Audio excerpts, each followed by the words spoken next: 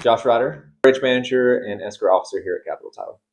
I bought my first house in 2018. I went through the whole process just like anybody else does, not really knowing what anything was, knowing that, hey, you got a closing date, you show up at the title company, you sign some papers, and you got a home. I, of course, knew that there was a lot more behind the curtain, but I didn't know quite as how much there was. Coincidentally, I was working for an insurance company and I pitched some home and auto to the president over there at the same company that I closed at. And he ended up offering me a job and fell into it after that. As far as how that happened or why I decided to go that route instead of continuing the home and auto stuff, living sales is hard. It's extremely challenging. And I could do well at it, but I knew that with title and escrow, I could use a lot more of my surveying background in that. Deal with surveys just about every day. I went to school for that. I did work for a company locally for 5 years, and I have a long family and legacy of that.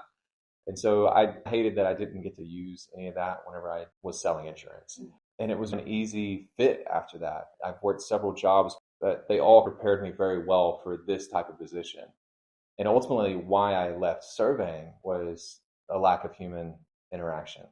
I love people, for better or for worse. They're flawed, they're beautiful, but or not being able to interact with or communicate with people every day when I was surveying, I didn't realize at the time, but I definitely wanted that. And so it took a while to get my feet underneath me because anybody will tell you that's in title and escrow. It's like drinking from a fire hose. You take it as it comes and eventually you'll figure it out.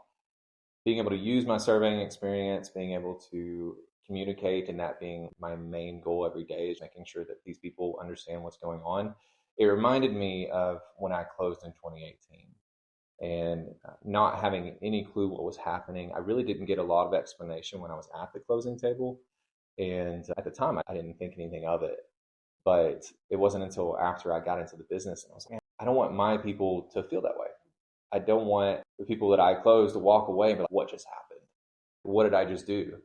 I don't want anybody to feel that way. I love people walking away and knowing what they got. And then also that we help them get there. We help them get to that point. And for a lot of people, myself included, people's homes are their largest investments, hands down. For most people do that. That's all they do for their whole life. That's their biggest investment throughout their entire life. And knowing that I played a part in making sure that not only that they got that, but that it's protected, that makes me feel good. It makes me feel good when I go home, knowing that even though some people may not know what I do, I know that I've done a good job and I've provided value to these people. Okay, so there was this couple, and they were buying a property, and they say they were married. They have two different names, but they say they were married and they were buying a home together. Okay, let's go. So we got to the closing table all the way there, and they had a lender and everything.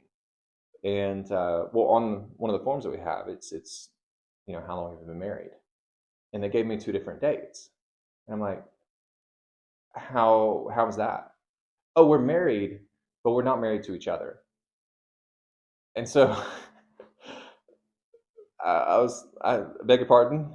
And what they were trying to do is they were trying to buy this house together without their existing spouses knowing. That did not go through. That one did not close. But that was, yeah, easily one of the most memorable ones. And so from then on, I start asking, so you're married to each other. How long have y'all, how long have y'all been married to each other? That is what I ask now. So every transaction typically will teach you something new. There are a lot of memorable moments. People, as anybody in this business especially knows, are extremely dramatic. And these can be high pressure situations, and that tends to up the drama in just about anything you do. And so I've seen highs, I've seen lows, and that just seeing different perspectives, seeing different sides of people was always incredibly intriguing to me. And so you'll have a closing to where you'll have 13 people in a room, and it's a party. You know, you got.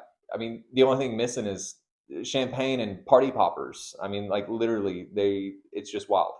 And all they're doing is signing papers, you know, and like it's such a great energy to feed off of, and that makes it really exciting and memorable. And then on the other side of that, I've seen it where people are going through a divorce, or people are they're selling a home that they've lived in for the last 50 years. And those are also like really big emotional moments, but they're much more intimate. And I enjoy seeing that side of people too, and kind of helping them uh, navigate that.